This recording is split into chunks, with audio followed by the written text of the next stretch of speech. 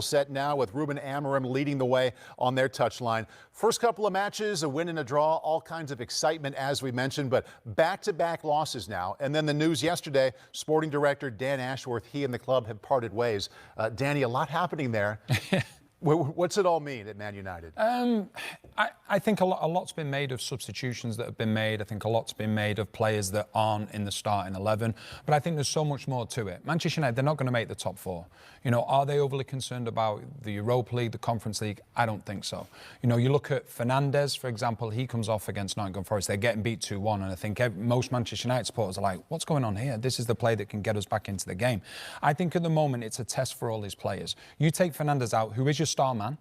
Okay, how do the team cope without him? How do they do without him? What's the mentality like? That's what he's looking for answers now. Rashford, he starts unbelievably well for Amorims when he first takes charge. He's been on the bench the last 2 games. Maybe he's seen enough of Marcus Rashford to know, right, I want him to be at this club. Now it's about other players. Ahmed as well, against Arsenal.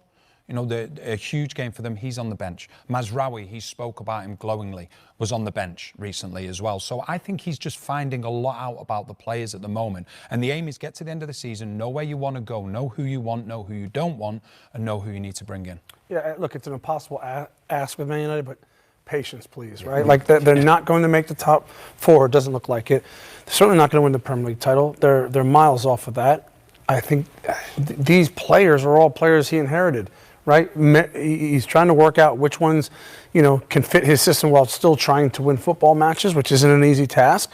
Like, in 18 months, this is going to look completely different. He'll have players out the door, his players in. I do like the fact that there already seems to be an attacking identity with the one striker up and the 2 players underneath coming and the wing backs coming from wide areas. I do like that. So most importantly, I am seeing at least his stamp being on this team. Whether they're winning or losing, okay, that's different. But right now, they need to just take their time.